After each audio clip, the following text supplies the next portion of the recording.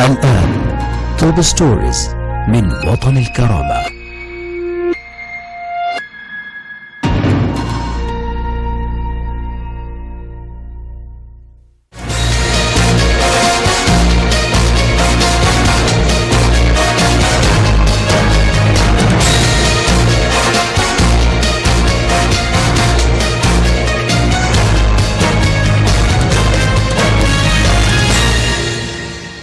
Hello, 9 p.m. in Cairo, our time for top stories, and we start with top news items from Libya.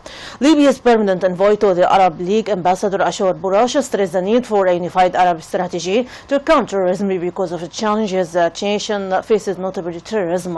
In a press statement, Bourash warned that the expansion of terrorist Daesh group in Libya will have a direct impact on neighboring countries and on the southern European countries, which face the danger. Bourash called for cooperation between the intelligence services of Arab countries and identifying sources of funding those groups and providing them with weapons, the matter that will help in fighting those terrorist groups, revealing that a joint defense agreement will be launched by the end of this month and the consequences will be positive.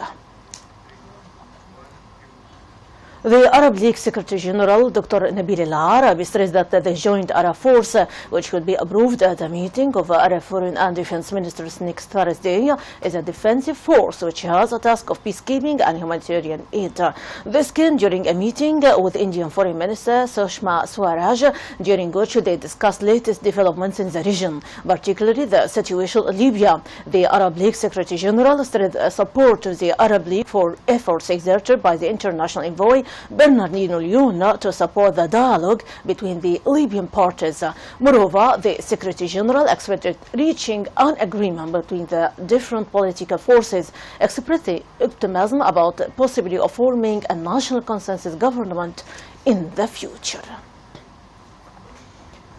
Prime Minister Abdullah Al-Thani renewed his call for international and Arab help on behalf of Libya to fight terrorism and the terrorist Daesh group, stressing that the role of Algeria is very important in resolving the Libyan crisis. Al-Thani noted that Algeria has positive according to vision of the situation and circumstances of the region, stressing the keenness of the authorities there on unity of Libya, its future and stability. Moreover, Al-Thani stressed that Libya is depending on the neighboring countries to hold them in the stage, accusing Qatar and Turkey of trying to hold the terrorist forces, noting that it is not acceptable for any country to interfere in the internal affairs of Libya.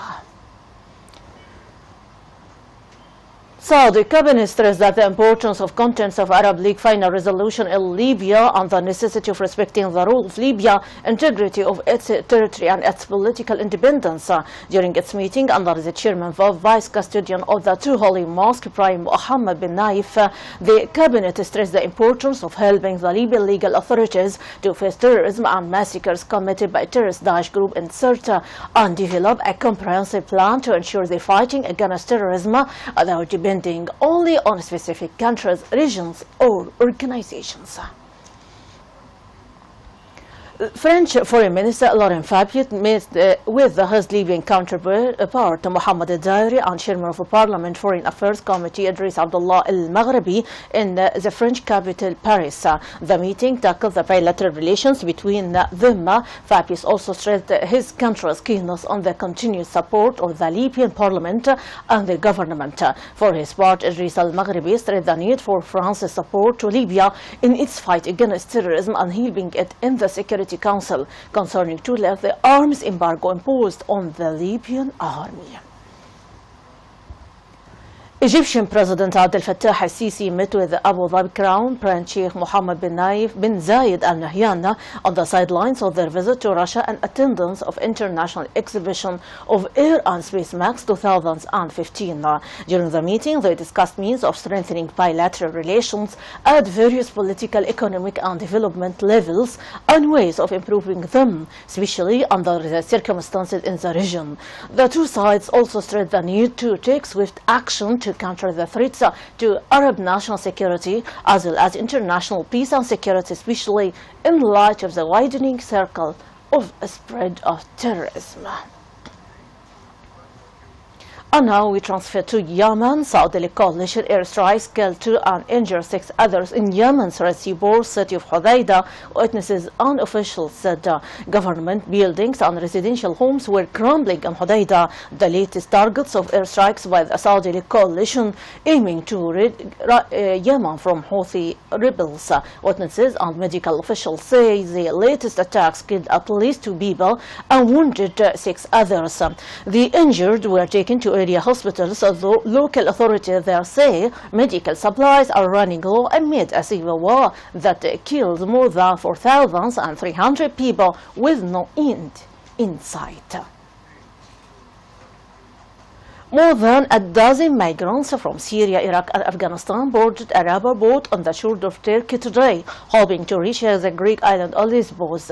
They had paid $1,250 for a seat in the boat, which was packed beyond its capacity. Some of them had been stranded on the beach for the past few days after their dignity was stolen. Lesbos lies less than 10 kilometers from the Turkish coast. It has seen thousands of arrivals in recent month, mostly refugees from the Syrian civil war. The International Rescue Committee said more than 2,000 migrants were arriving daily on the Greek island. And to snap elections in Turkey, the chairman of Turkey's election board, Sadi Gilvan, today confirmed November 1 as the date for a snap parliamentary elections. Deputy of Turkey's right-wing nationalist movement party, MHP, will not take part in the interim government to be formed by Prime Minister Ahmed Davutoglu. Its leader, David Bihasli, reiterated. Davutoglu urged Turkey's opposition parties to join an interim power-sharing government, saying he would offer post to their deputies even if party leaders objected. Within hours, the opposition parties, the secularist CHP and the nationalist MHP, reiterated that they would not take part, raising the prospect of a cabinet dominated by Davutoglu's Islamist-rooted AK party and propped up by outsiders who could include loyal bureaucrats and ex-AKP members.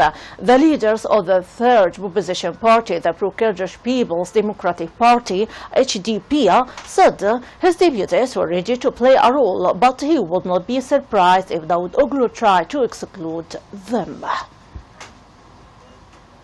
And about South Sudan's president is expected to sign a peace deal tomorrow to end a 20-month-old conflict, but will list his reservations in an annex to the pact, his foreign minister said today. President Salva Kiir delayed signing the deal in the Ethiopian capital last week, saying he needed more time for consultations. This prompted U.S. threat to UN sanctions if he didn't meet a 2-week deadline to agree.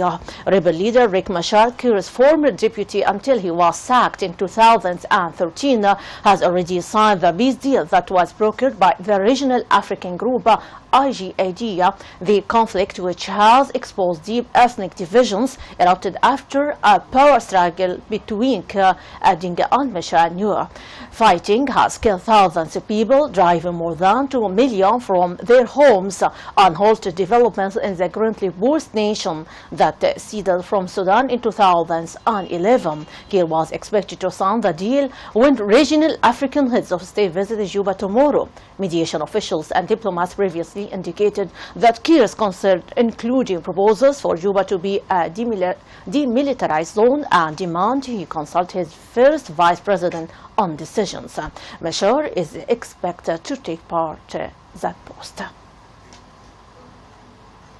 The leaders of North and South Korea have not met for the last 8 years, but the marathon 44-hour talks that brought the bitter rivals back from the brink of conflict was effectively a summit by proxy. They were not in the room, but the North's Kim Jong-un and South Park's Jin-hai might as well have been talking to each other in unprecedented round-the-clock discussions that ended in the early hours of Tuesday. Other top sides haggled in a building happening on the South Korean side of heavily militarized border. Proceedings were linked live by video to both the presidential Blue House in Seoul and to Pyongyang. South Korean officials briefed on the closed-door talks said, thanks to improved communications and strategic breaks, the two leaders were able to monitor the session and issue of instructions. By the close, the two sides hammered out a pact that ended a standoff that last week had included an exchange of artillery fire in one of the world's most dangerous flashpoints. Despite the success of the meeting, there was no immediate sign that a proper summit was on the cards. At best, analysts said it means there was hope that faith ties on the peninsula could be restored. My audience, that is the wrap-up of our top stories for today. For much more, you can check our website at www.watanelkarama.tv. Thanks very much for being with us. See you next time. My greeting, رانيا البليدى.